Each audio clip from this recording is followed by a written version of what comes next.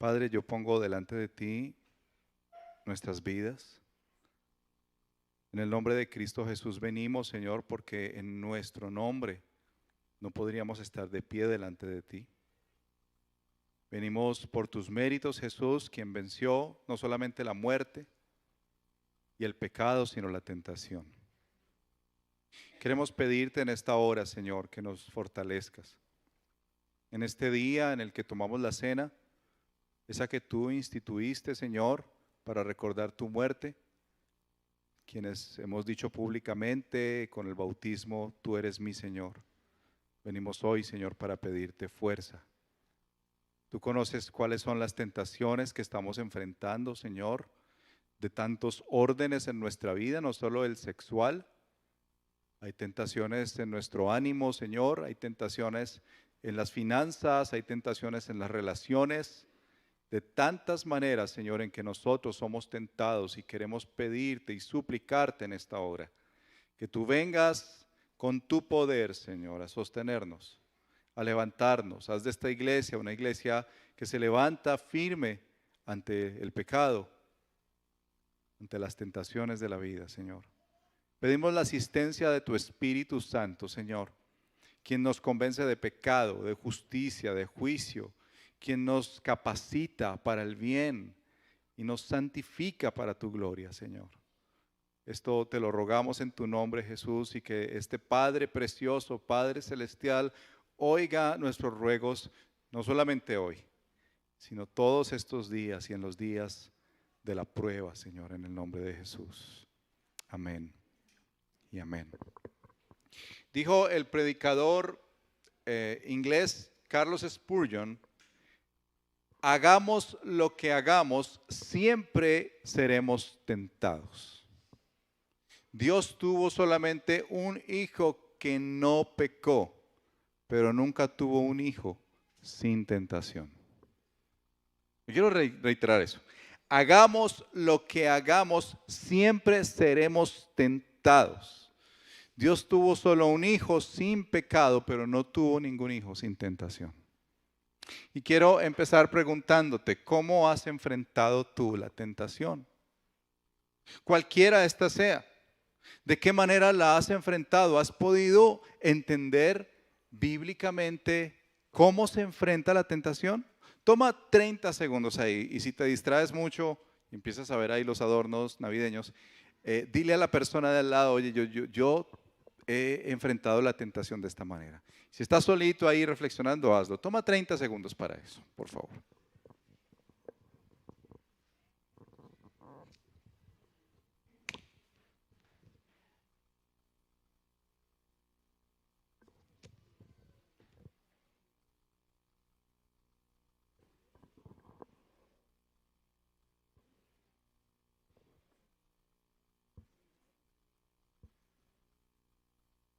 Hay algunas personas que ante la tentación, cristianos, utilizan el argumento de la libertad cristiana.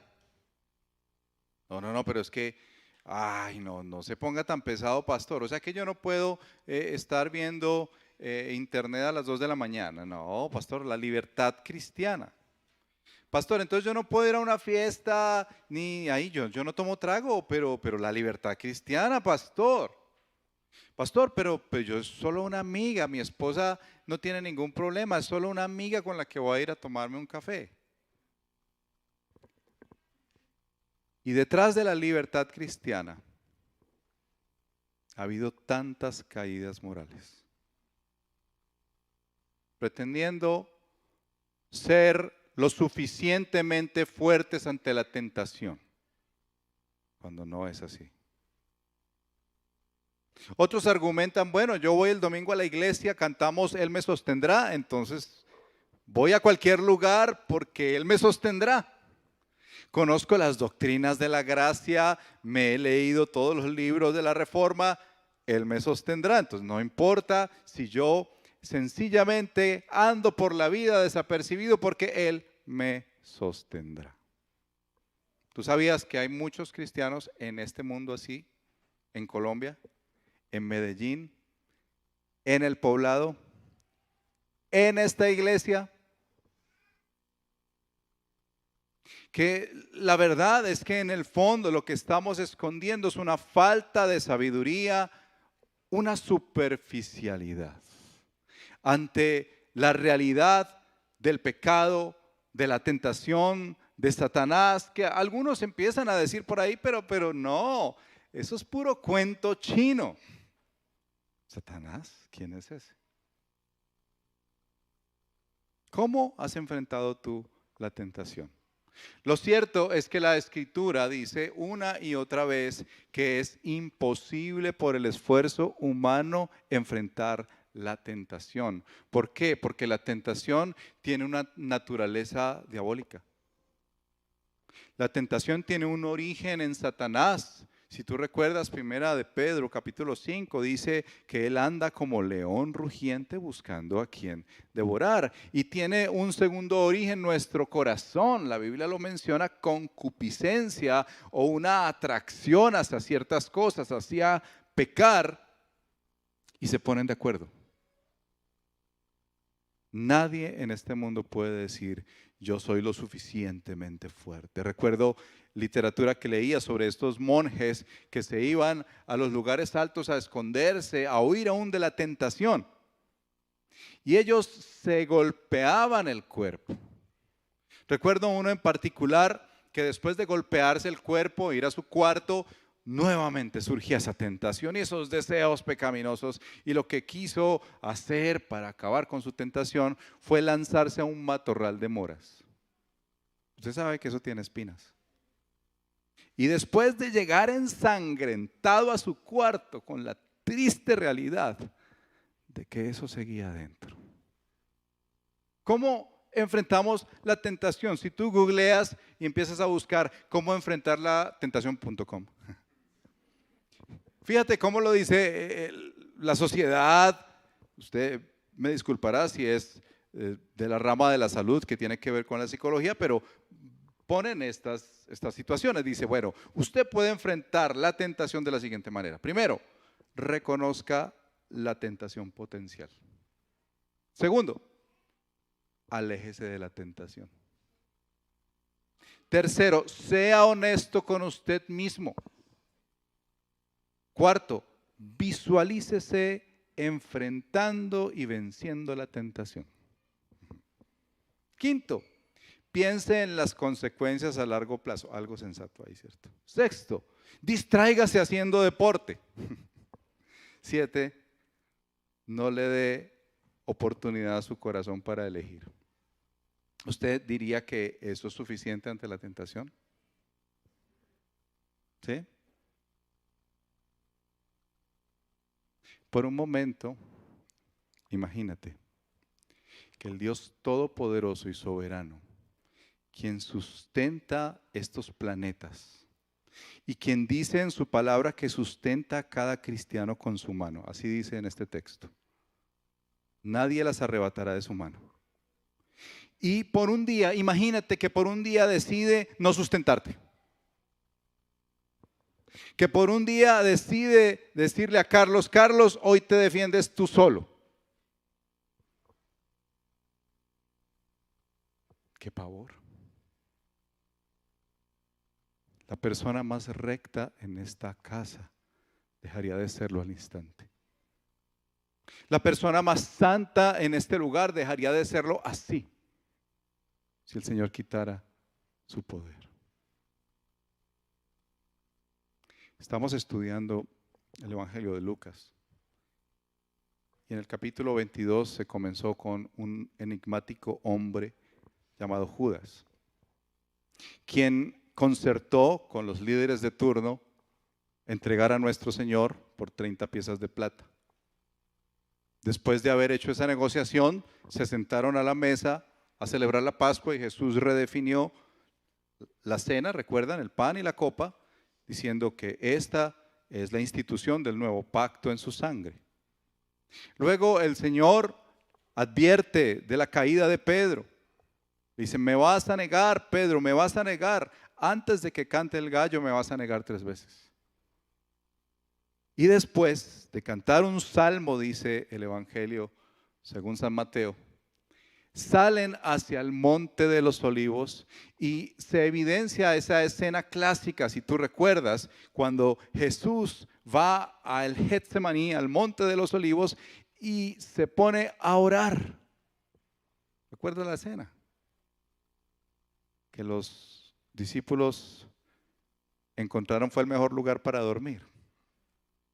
De ahí creemos que los discípulos nos dormimos hasta en las predicaciones. Quiero invitarles a leer el pasaje del capítulo 22, versos 39 al 46 del Evangelio de Lucas.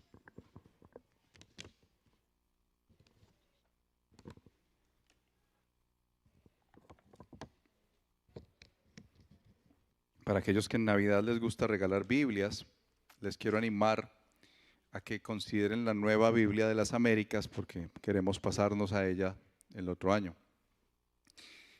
Y entonces estaremos en nuestros últimos meses con la NVI.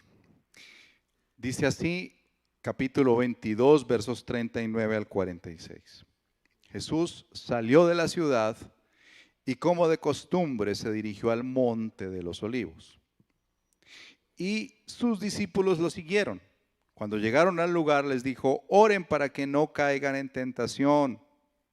Entonces se separó de ellos a una buena distancia, a tiro de piedra, dice otra versión. Se arrodilló y empezó a orar. Padre, si quieres, no me hagas beber este trago amargo, pero no se cumpla mi voluntad, sino la tuya. Entonces se les apareció un ángel del cielo para fortalecerlo. Pero como estaba angustiado, se puso a orar con más fervor y su sudor era como gotas de sangre que caían a tierra. Cuando terminó de orar y volvió a los discípulos, los encontró dormidos, agotados por la tristeza. ¿Por qué están durmiendo?, les exhortó. Levántense y oren para que no caigan en tentación. La tentación. Como les decía, la tentación es de origen satánico y de origen pecador del corazón. Cómo Jesús nos prepara para enfrentar la tentación. Y no sé si tú ya estás experimentando una tentación de cualquiera esta sea. O tal vez la vas a enfrentar. Estoy convencido que el Señor quiere anticiparnos a la temporada de Navidad. Nuestro Señor nos conoce y Él sabe que este diciembre, diferente a los últimos dos, es donde se abre todo aparentemente, todo normal, aun con todas las luchas que tenemos diarias, y entonces empieza todo ese colorido que como que nos deja ahí ciegos y nos metemos en situaciones que tal vez financieramente, relacionalmente, sexualmente, nos van a destruir. Jesús en este pasaje es tanto el ejemplo para enfrentar la tentación como la victoria para el cristiano, porque Él la logró. El único que logró enfrentar la tentación y salir adelante cumpliendo la voluntad del Padre fue Jesús, nadie más. Pero miramos el texto, si lo leíste conmigo, te darás cuenta que Jesús sale de esa situación que les cuento, sale de la ciudad, seguramente era un lugar que él ya conocía, dice en nuestro texto, como de costumbre iba Jesús al monte de los olivos.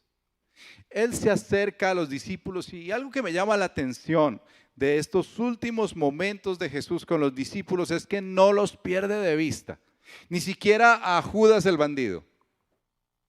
Él le dice en el texto más adelante que si me vendes con un beso me entregas. Pero también cuando ve a Pedro que él le niega, el Señor lo mira a la distancia como para decirle todavía estoy aquí. En este texto el Señor mira a los discípulos y en medio de esa presión que debía estar sufriendo nuestro Señor, mira a los discípulos y les dice, oren para que no entren en tentación. ¿Qué nos está diciendo el Señor acá? ¿De qué manera es que nosotros enfrentamos la tentación? Y luego lo reitera después de haber orado él mismo a solas. Vuelve, los encuentra dormidos y agotados porque estaban tristes y les dice nuevamente, oren para que no entren en tentación. Esta reiteración de nuestro Señor ya nos deja claros cuál es el arma o el instrumento que el Señor usa para enfrentar la tentación. La oración. ¿Tú sabías que la oración tiene ese poder? Es muy interesante que en nuestro contexto cristiano la oración sea la cenicienta de las disciplinas espirituales. Es la que dejamos relegada en todo lado. Piensa en los momentos en que invitamos a orar. Tenemos varios tiempos: los miércoles a las 6:30 de la mañana, sábados para hombres a las 6 de la mañana, domingos a las 7 de la mañana. Y tú te imaginas que primero la inmensa mayoría son mujeres. Y hablo de inmensa mayoría porque mujeres no salen bien libradas, solo 6 mujeres. Si miráramos en la historia de esta iglesia, el lugar de la oración, ¿cuál dirías sería ese lugar? Si miraras en tu vida el lugar de la oración, ¿cuál sería ese lugar? Antes de las comidas.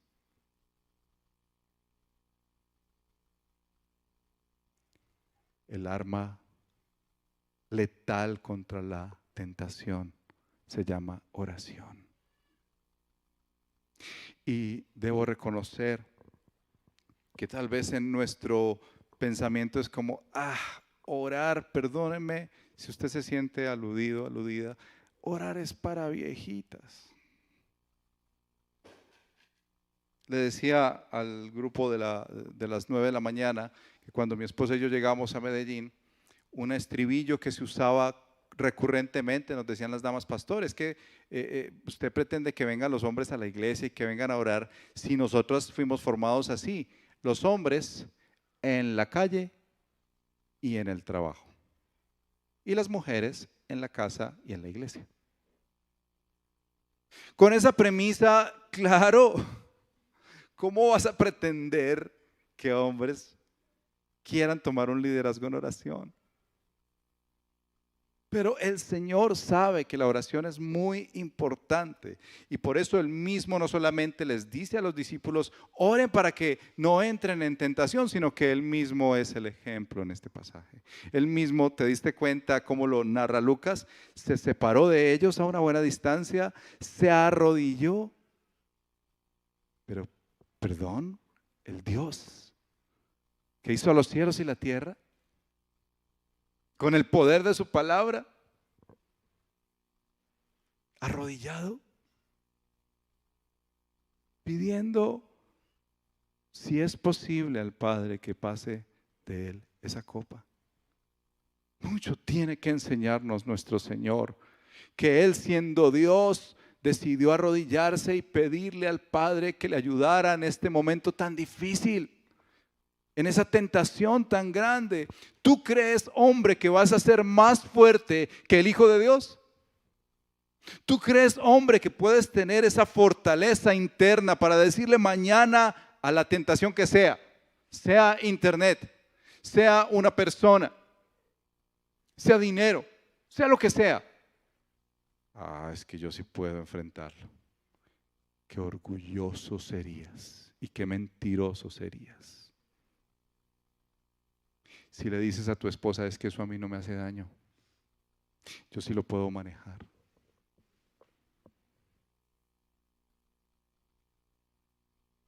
Dudamos de la oración. Y de hecho Jesús lo pone en un contexto tanto privado como colectivo. Él dice, oren, no le dice ora, sino oren juntos para que no entren en tentación. Qué especial es la oración conjunta cuando nos reunimos y podemos confesar nuestras faltas y podemos pedirle a otra persona: ahora que estoy en un momento difícil en mi vida, ayúdame, estoy en esta situación, me quiero meter con un hombre que ni siquiera es cristiano, ayúdame por favor a enfrentar esta realidad en mi vida, lo necesito, estoy dudando de mi fe. Pero también el tiempo a solas con el Señor, porque hay batallas que solo tú ganarás a solas con Dios. Jesús nos deja 5 maneras para enfrentar la tentación en este pasaje. Y a mí me ha bendecido tanto este texto para entender no solamente la naturaleza de la tentación, sino cómo enfrentarla. En primer lugar, el Señor en el verso 39, así tan sencillo como parece, Jesús salió de la ciudad y como de costumbre. ¿Tú sabías que para Jesús la oración no fue en el momento de la tentación? Ahora sí, arrodillémonos, llegó la tentación, voy a buscar al Señor. No, como de costumbre. En primer lugar, el Señor nos muestra que se enfrenta a la tentación cuando no estoy tentado. Hay un sentido de preparación previa. Tú necesitas ser preparado, preparada en la cocina de la oración. Allí a solas con Dios y con tus hermanos, orar. Jesús lo primero que hizo al sentir esa fuerza desaforada de Satanás detrás de él, no fue ir a leer libros de autoayuda, no fue ir a pagarle al psicólogo, con todo y que ustedes saben que nosotros creemos en esa profesión. No fue ir a tomar pastillas.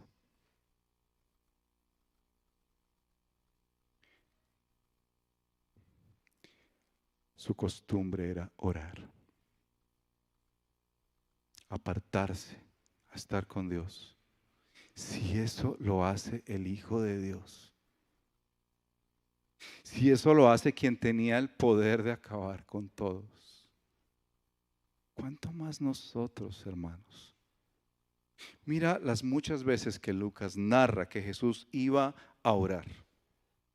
En el bautismo, cuando lo bautizan, se encuentra él orando. Cuando se retira en el capítulo 4, versos 1 y 2, a solas, allá en el desierto, él no estaba solamente ayunando, él estaba orando. Tenía la costumbre de ir todos los sábados a culto, a la sinagoga, a orar. Antes de elegir a sus discípulos en el monte, oró. Bendecía los alimentos en la multiplicación. Se retiraba a lugares apartados muy de madrugada para orar. Cuando es transfigurado, él está en el monte orando. Les enseña al Padre Nuestro, que fue el que nos mencionó Juan José. Enseña a sus discípulos la necesidad de ser constantes y perseverantes en la oración. Y en este texto dice, como era de costumbre, fue al monte a orar. ¿Saben cómo termina Jesús en la cruz? Orando. Padre, en tus manos encomiendo mi espíritu. No hagas de la oración solamente ese aparato que aparece en los edificios. ¿Cómo dice el vidrio? En caso de emergencia, rompa el vidrio. Si haces así de la oración, déjame decirte que será una lucha tremenda poder enfrentar la tentación. Si es solamente cuando viene el momento de la tentación o de la prueba que tú estás ahí sí de rodillas. Mira, yo conozco un montón de personas que en la enfermedad, en los momentos más difíciles, aquí están de rodillas. Y nos preguntamos, ¿dónde están? ¿Dónde están? Jesús hacía de la oración algo de costumbre, constante. No le tenía miedo a la oración, ni siquiera pereza. Tú sabes que muchos de nosotros empezamos ahí cuando alguien está orando y pasa el minuto y dice, uy, lleva minuto y medio, qué cosa. Qué desesperación, cómo hora de largo. Porque le tenemos tedio, no nos es natural la oración.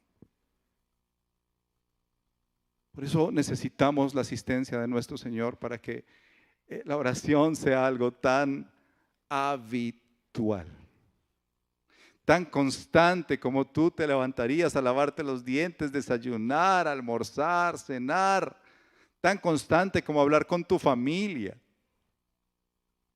Hay un sentido de preparación, como cuando Jesús les dijo estén alerta. Tú sabes que hay deportes que hace como menos de un mes mi hija Juanita y yo salimos a hacer una maratón. No crea que yo hice toda la maratón, no hice media maratón, casi que no llego a los 10 kilómetros, que llego arrastrado. Pero los que saben de este deporte y muchos otros, tú tienes que prepararte. Con antelación tienes que prepararte. Y la razón es que cuando llegue la competencia, cuando llegue la prueba, así se llama, ¿cierto? Vamos a hacer una prueba de resistencia, una prueba de lo que sea, estés ahí firme. Nuestro Señor Jesucristo sabía que no podía enfrentar esa tentación sencillamente llegando a la maratón, como yo pensé. En segundo lugar, el Señor nos habla que en la oración hay aflicción, hay sufrimiento. Mira que la oración de Jesús no fue como, Padre, te doy gracias por estos alimentos, amén. O como, Señor, si es posible, pasa de mí esta copa, listo muchachos, sigamos. No. Él sentía el peso. De hecho, los escritores sagrados cuando hablan que iba al monte de los olivos, olivo era el lugar donde se hacía la prensa del olivo para que saliera el aceite, que nos gusta el aceite de olivo. El sentir ese peso, imagínense, de toda la maldad, de Satanás respirándole en la nuca, esa tentación de no ir a la cruz, y le dice al Padre, Padre, si es posible, pasa de mí esta copa. E inmediatamente él siente como dolores profundos, dice el texto, que estaba angustiado y se puso no a ir nuevamente donde los amigos, sino a orar con más fervor. Y dice que sudaba como gotas que parecían de sangre, así de lo grandes que eran, y caían a la tierra. ¿Tú alguna vez has orado de esa manera? Tengo un recuerdo de un pastor en Bogotá que alguna vez estaba dándonos una enseñanza y nos dijo lo siguiente, dijo, yo estaba en una situación de tanta prueba y aflicción que lo único que hice fue tirarme al piso y gritar, parecía loco, diciendo, Señor, rescátame, Señor, sálvame, sácame de esta situación, Señor. ¿Y saben qué me compunge? Que yo estaba sentado como ustedes y decía, ve qué show que hizo. Años después, su servidor estaba postrado, clamando al Señor, Señor, quita esto de mí, por favor. Yo no sé si tú has orado de esa manera. Una oración que sale de lo profundo del ser, que uno le dice, Señor, si tú no intervienes en esta situación, se acaba. Lo que pasa es que muchas veces nuestro cristianismo es tan superficial que nuestras oraciones son, sí, Señor, tú conoces todo. Tú lo sabes todo, Señor, y sigo haciendo mi vida. Pero ¿cuántas oraciones se han hecho en el secreto de Dios? Con llanto, con clamor, con angustia en el corazón.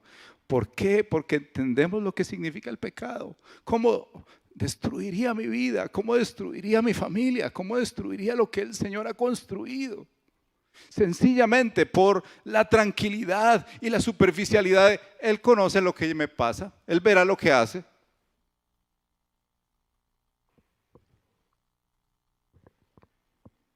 Tuvo un sentido de sufrimiento y de aflicción porque Él sabía lo que pasaba ahí. Él iba a la cruz a morir por ti y por mí, para quitar de una vez por todas la cortina que nos dividía entre el Padre. Tú sabes que si no hubiese sido por ese sacrificio, hoy tú no podrías decir tan tranquilamente: Señor, envía ayuda desde el santuario.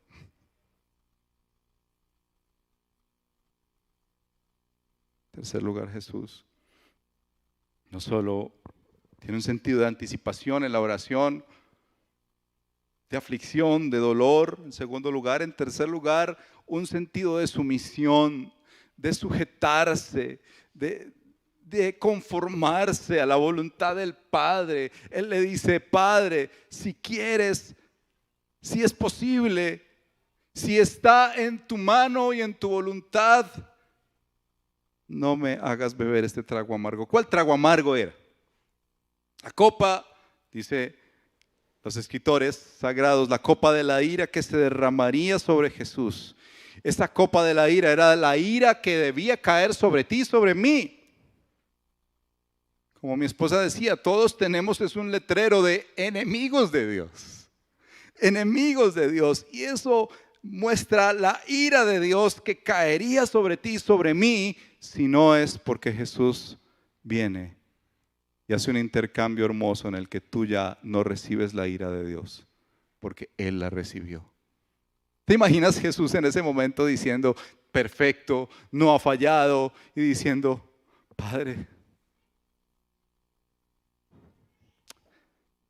hay otra manera, pero no sea lo que yo, sino lo que tú? Tú sabías que en la oración tú puedes pedirle al Señor: Señor, ¿hay otra forma? ¿Podrías cambiar, llevar ante ese gran escritorio celestial tu petición y decir: Señor, si tú quisieras, si a ti te place? Yo me imagino de rodillas diciéndole al rey, uno siervo, el rey, diciendo: si tú quisieras, Señor, cambiar esta situación, estoy a punto de caer, Señor, tú podrías quitar esto, por favor, de mi vida. Pero que no sea lo que yo quiero, sino lo que tú. A veces en esta jet set cristiano se levantan músicos y cantantes. Ellos no son ministros del evangelio en el sentido como pastores. Los músicos que tú ves son artistas que cantan canciones. A veces te gustan, a veces no. Y recuerdo un artista que murió hace unos años, no era tan fan de él, Julio Melgar, que le dio un cáncer agresivo. Y yo recuerdo una vez, por ahí me mostraron un video de una dama, una cantante que no recuerdo su nombre ahora, y empezó a decir delante del concierto y delante de la gente: Dios, no recibo un no por respuesta.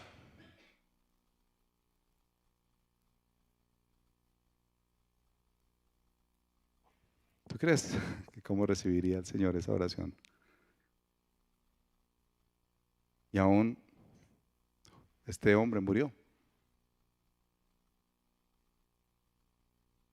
Es vergonzoso, hermanos, si nosotros tal vez no haríamos eso de esta mujer tan intrépida en su oración. Pero venir un domingo y decir: Señor, yo necesito tu fuerza, ayúdame a ser obediente, a caminar en santidad, a cumplir tu voluntad, y en la tarde estar allí sentado tranquilo, sin importar, mirando Facebook, TikTok, Instagram, y empezar a meterse otra vez en esos nidos de tentación.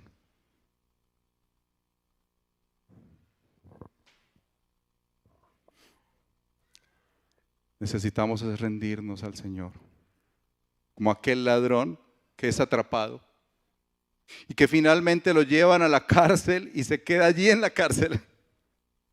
Esa es la figura más hermosa que muestra la Biblia cuando dice que somos siervos de Jesucristo. Un ladrón que ha sido atrapado, perdonado, reconciliado, pero que es esclavo de Jesucristo. ¿Qué sentido de sumisión el de nuestro Señor? Porque cuando tú oras y le dices, Señor, si es posible que esto cambie, pero que no sea lo que yo quiero, sino lo que tú estás diciendo, Señor, yo no soy capaz. Yo no sé qué va a pasar mañana. Yo no sé si esto es mejor para mí o aquello, Señor. Señor, ayúdame, ven, por favor, fortaléceme. Y esa es la cuarta invitación que nos muestra este texto en ese verso tan hermoso 43, que dice, entonces se le apareció un ángel del cielo para fortalecerlo. Dios envió ayuda de lo alto a Jesús, el Dios Todopoderoso. Dice Hebreos, el autor de Hebreos, que estos ángeles son espíritus ministradores enviados para servir por causa de los que heredarán la salvación. Tú no te imaginas cuántos ángeles Dios habrá usado para guardarte. Yo puedo creer eso sobre mi vida. Y no solo de pruebas o accidentes, de este corazón duro. Cuando Dios ha cambiado la circunstancia y he querido irme tras mis propios deseos y el Señor ha hecho un cambio soberano. Y puedo decir, Señor, gracias por enviar ayuda desde el santuario. Gracias por apiadarte de este hombre pecador y enviar tu ayuda, porque ante la tentación tu fuerza es como nada. Tú necesitas la fuerza del Señor. Lo que entendió el apóstol Pablo cuando dijo, me fortalezco en Jesucristo y en el poder de su fuerza. Envía ayuda, Señor. Envía ayuda, Señor. ¿Necesitas la ayuda del Señor hoy? ¿Necesitas su fortaleza, que Él envíe protección para ti? En Cristo Jesús Él lo hace. Tú puedes clamar, Señor, fortaléceme, fortaléceme, porque yo no puedo. Y en quinto lugar, esta oración no es una oración hecha prefabricada. Padre Santo, Señor, ayúdame, Padre Santo, Señor. No, es la oración tierna de un papá con un hijo. La intimidad que deja ver este texto. Yo puedo imaginarme ahí a los discípulos medio dormidos, porque alguno tuvo que haber escuchado esto para habérselo soplado a Lucas. Padre, si es posible, Padre. Es intimidad. Yo no sé si tú has experimentado eso con el Señor. Cuando Jesús dijo, tú cerrada la puerta, entra en lo secreto y ora a tu Padre que está en lo secreto y Él te recompensará en público. Padre, qué palabra tan fuerte en este texto. Si tú, siendo un padre humano, terrenal y pecador, si tu hijo te pide pan, no le vas a dar un escorpión, ¿cuánto más tu Padre Celestial te dará el Espíritu Santo a aquellos que se lo pidan? Mucho más que ángeles, el Espíritu de Dios, que viene a sostenernos, a levantarnos, a darnos dominio propio, a poder enfrentar los pecados que vengan para su gloria.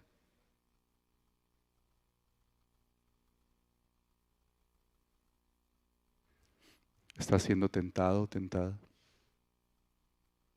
Yo quiero decirte la tentación más grande que veo acá en este pasaje.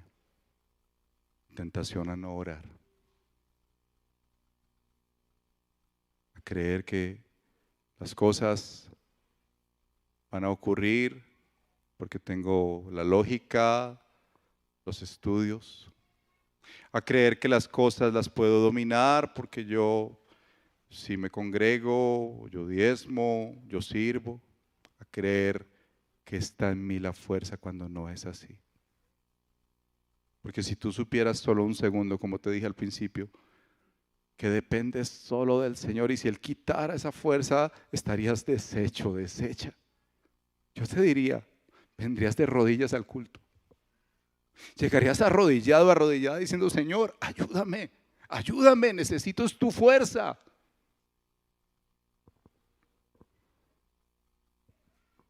Por eso quiero invitarte que antes de tomar la cena, pienses en esto.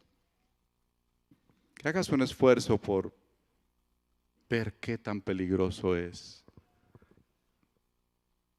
creer que podemos enfrentar la tentación en nuestras fuerzas. Que a tomar la cena tú te acerques diciendo: Señor, me arrepiento por mi orgullo, me arrepiento por mi falta de oración. Esta es una petición que quiero poner como iglesia. Es una iglesia que necesita crecer en oración. Familias que necesitan crecer en oración, hombres que necesitamos crecer en oración. Y decirle: Señor, no soy capaz.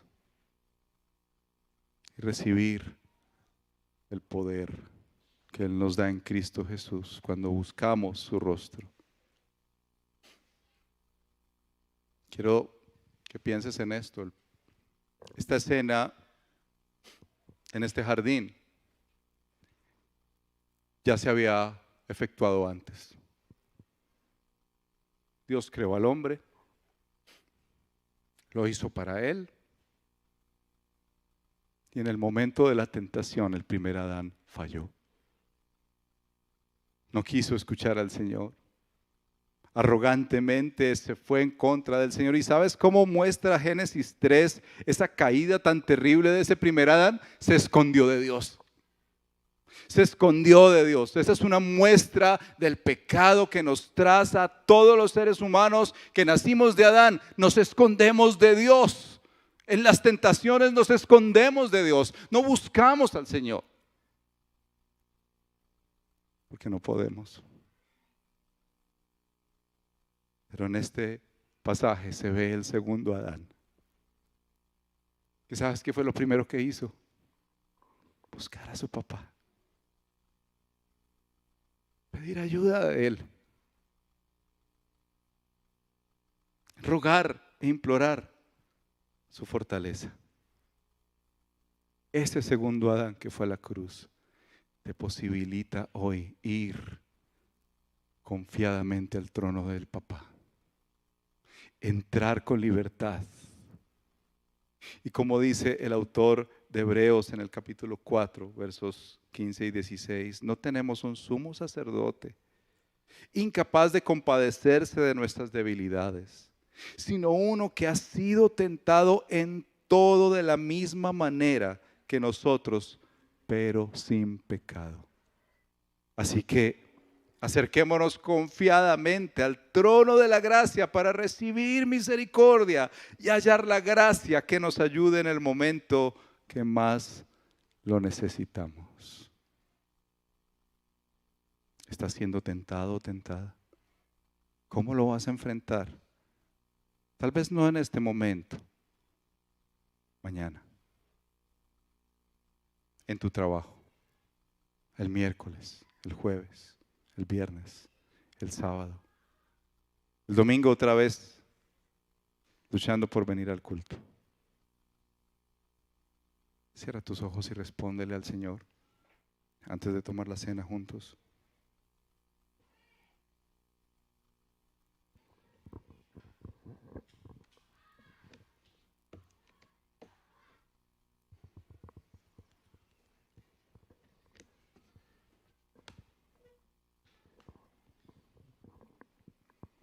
Y es el momento para ser lo más honestos y verdaderos posibles.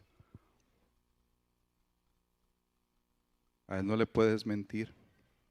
Tal vez a tu esposa, tu esposo, tus amigos, tu familia le puedes decir: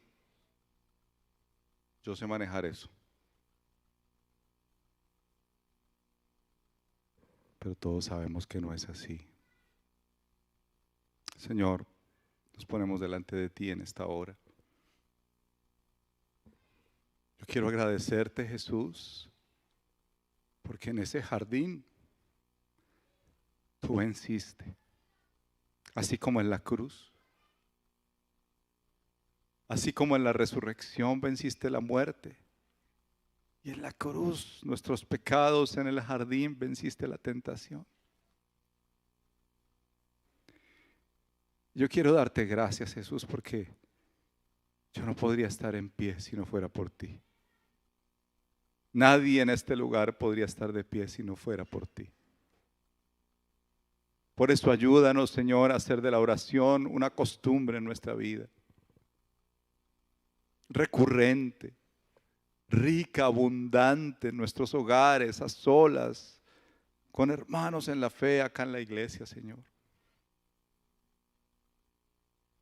No buscarte sería como creer que tengo un buen matrimonio cuando nunca hablo con mi esposa. Señor, hay momentos en que la tentación es tan fuerte que tenemos que luchar profundamente, como tú luchaste en Getsemaní. Pero te pedimos que en esos momentos, Señor, nos asistas y nos des la fuerza, aún para decirte, Señor, que quisiéramos que pasara esta situación de nosotros, pero creemos en tu voluntad, que tú tienes el control y sabes lo que es mejor. Te pedimos, Señor, que ahora en los momentos tan desafiantes no olvidemos que tenemos una relación con papá, que podemos clamar Abba, Padre. Y así como un tierno niño que grita por su papá porque está en problemas, ese papá dejaría absolutamente todo por ir a rescatar a su hijo. Eso haces tú por nosotros, Señor. En Cristo haces eso, Señor, y te pedimos que lo hagas esta semana, este diciembre, hasta que tú regreses, Señor. Ahora queremos tomar la cena y no hacerlo indignamente, Señor.